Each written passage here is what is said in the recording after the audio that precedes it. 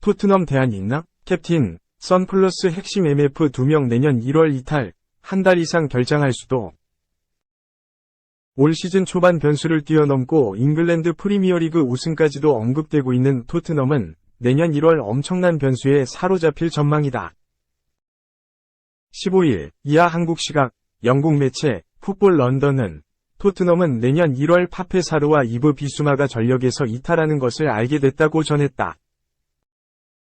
토트넘은 2023에서 2024 시즌을 앞두고 극복하기 힘든 변수에 마주한 느낌이었다. 토트넘의 득점을 책임지던 해리 케인이 독일 명문 바이에른 뮌헨으로 이적했기 때문. 그렇다고 해서 토트넘은 케인의 대체자를 영입하려는 움직임도 보이지 않았다. 지난 시즌 심각한 문제가 드러났던 센터백 라인에 미키 판더 펜을 영입해 수비력을 강화했을 뿐 공격진에 눈에 띄는 영입은 없었다. 마노르 솔로몬이 영입됐지만 이름값에서 케인의 대체자라고 평가하기에 역부족이었다. 그나마 미드필드진에 제임스 매디슨이 영입되면서 부족했던 창의력을 향상시켰다. 그런데 뚜껑을 열자 토트넘은 무적이다. 리그 8경기에서 6승 2무, 승점 20를 기록. 리그 선두를 질주하고 있다. 2위 아스널과 승점. 골득실차에서 동률을 이뤘지만 다득점에서 앞서 10월 A매치 휴식기 직전 1위로 올라섰다. 캡틴, 손흥민의 맹활약을 빼놓을 수 없다. 손흥민은 최전방에서 좀처럼 골을 터뜨리지 못하는 히샬리송 대신 최전방 공격수로 자리를 옮겨 6골로 팀 내 최다골을 기록 중이다. 특히 아스널과의 북런던 더비에서 멀티골, 리버풀전에서 선제골을 폭발시키며 엔제 포스테코글루 감독의 선택이 옳았음을 증명하고 있다. 이렇게 잘 나가는데 2개월 뒤 핵심 전력 3명이 빠지게 생겼다. 사르와 비수마가 내년 1월 각각 세네갈 대표팀과 말리 대표팀에 차출돼 아프리카 네이션스컵에 참가할 전망이다.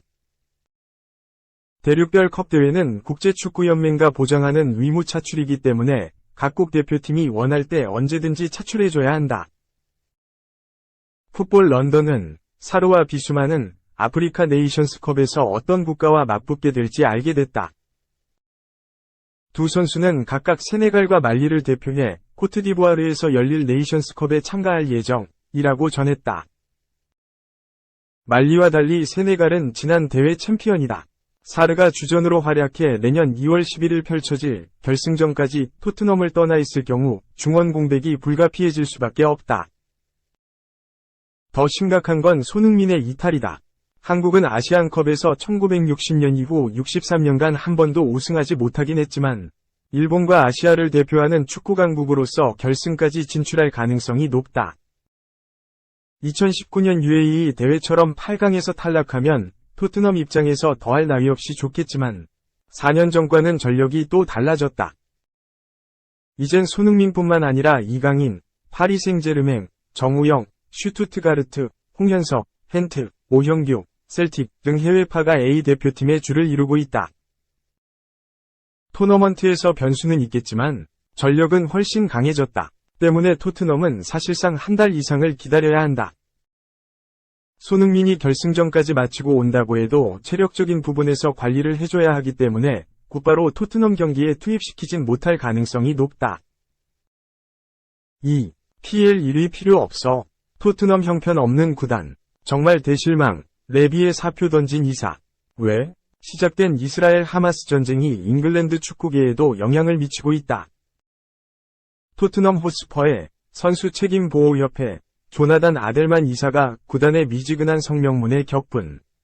사표를 냈다는 보도가 나왔다.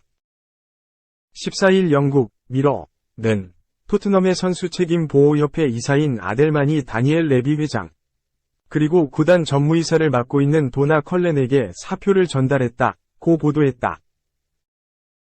신문에 따르면 아델만은 사표에 구단의 도덕적 결함이 있다며 토트넘을 강하게 비판했다. 하마스가 이스라엘에 미사일 수천 개를 한꺼번에 쏟아부으면서 시작된 이번 전쟁은 교전도 문제지만 민간인 학살이라는 참상으로 인해 큰 충격을 주고 있다. 이에 많은 축구단체들이 성명문을 냈고 토트넘도 마찬가지였다. 토트넘은 지난 12일 이스라엘 하마스 전쟁에 대해 구단은 이스라엘과 가자지구에서 벌어지는 갈등에 충격과 슬픔을 받고 있다. 무고한 민간인에 대한 잔혹한 폭력 행위는 근절돼야 한다며 구단은 피해자들과 유족, 그리고 폭력의 영향에 놓인 공동체 모두에게 유감을 표한다는 성명문을 발표했다. 그러나 아델만은 해당 성명문에 분노를 감추지 않고 사표를 전달한 것이다. 미러에 따르면 아델만은 사임을 통지하는 편지에서 이런 성명문을 작성하고 배포하도록 지시한 사람들의 도덕적인 잣대를 이해할 수 없다며 해당 전쟁은 테러 조직 하마스가 유대인들을 상대로 무차별 학살을 자행하는 것이다 라고 격분했다. 아델만은 토트넘 성명문에 잔혹한 폭력 행위의 주체가 누구인지 명확히 밝히지 않은 것을 지적하는 것으로 보인다. 하마스의 침공과 만행이라는 식의 표현 명기를 요구한 것으로 보인다. 또한 아델만 본인도 유태인이기 때문에 이렇게 분노했다는 주장도 제기된다. 아델만은 은퇴 선수들의 직업적 안정을 보장하는 선수책임보호협회 이사장을 맡게 되어 영광이었다. 은퇴한 선수들이 필요할 때 도움을 줄 수 있었기에 기쁘다며 사표를 마무리한 것으로 알려졌다. 아델만은 토트넘에 물렁한 성명문과 더불어 잉글랜드 축구협회가 전쟁에 미온한 대응을 하자 FA에 대한 실망감 또한 표출했다. 아델만은 FA는 그럴 줄 알았던 기구라 별 생각이 없었지만 토트넘은 더 나을 줄 알았다며 토트넘은 이스라엘 국적의 선수 마노르 솔로몬을 보유하고 있을 뿐 아니라 우크라이나와 연대하며 지지를 표시한 적 있는 구단이기 때문이다 라며 토트넘을 향한 배신감과 실망을 드러냈다. 토트넘에 있는 이스라엘 선수는 마노르 솔로몬이다. 솔로몬은 이스라엘 하마스 전쟁 개전 이후 자신의 SNS에 이스라엘을 지지해달라고 호소하기도 했다. 아델만이 잉글랜드 축구협회와 별다를 게 없는 토트넘에게 매우 적대적인 감정을 품게 됐다고 분석도 나온다. 또한 토트넘은 유대인과 뗄 수 없는 역사를 갖고 있다. 1880년대 러시아의 학살을 피해 유대인들이 대거 영국으로 이주했는데 이 중 일부가 토트넘 지역에 정착했고 금세 유대인 관중이 증가했다. 1920년대엔 토트넘 홈 관중 20에서 30%가 유대인으로 채워질 정도였다는 기록도 있다. 지금 토트넘을 운영하는 레비 회장도 유대인이다. 그러니 아델만은 토트넘만큼은 이스라엘 편을 확실히 서지 않을까란 나름대로의 확신 내지는 자신감이 있었는데 이게 어긋나자 사표를 던진 셈이다. 잉글랜드 축구협회도 14일 웸블리 경기장에서 열리는 잉글랜드 호주 친선 경기에서 웸블리를 이스라엘 국기 색깔인 하얀색과 파란색의 빛으로 비출 계획이 없다고 전했다. 그러자 각지에서 이스라엘에 대한 연대감이 없다는 비판을 받았다. 다만 잉글랜드 축구협회는 경기 직전 묵념을 하는 시간을 부여 구색 맞추기를 시도했다. 아델만의 분노는 식지 않고 있다. 토트넘 성명문을 작성하고 배포한 자들이 구단에서 사라질 때까지 구단으로 돌아오지 않을 것이다. 임원들과 이미 이야기를 모두 마쳤다. 며 토트넘 선수 책임 보호협회 이사 자리는 당분간 공석으로 운영할 예정이라며 구단과 결별했다.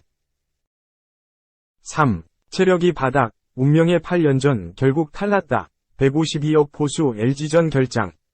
기적의 3위 도전 비상. 5. 센 잠실. 운명의 8년 전 일정을 쉼없이 소화하던 152억 포수 양의지의 체력이 고갈됐다.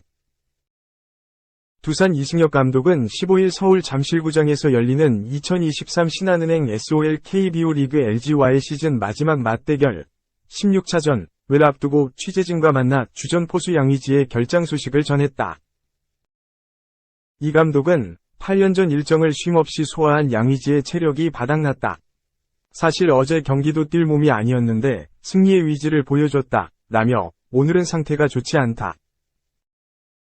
대타도 힘들다. 그 정도로 안 좋다. 내일 경기 출전을 위해 쉬는 건데 하루로 회복이 될지 모르겠다. 라고 설명했다. 두산은 지난 10일 수원 KT전부터 운명의 8년 전 일정을 소화하고 있다. 12일 잠실 NC전, 13일 잠실 기아전, 14일 잠실 LG전을 연달아 따내며 2년 만에 포스트 시즌 복귀를 확정했지만 양의지를 비롯해 핵심 전력들의 체력 저하라는 후유증이 따라왔다. 홈런 타자 김재환 또한 손바닥 부상 재발로 경기에 뛰지 못한다. 당초 6번 좌익수로 라인업에 이름을 올렸지만 타격 훈련 이후 김인태와 교체됐다.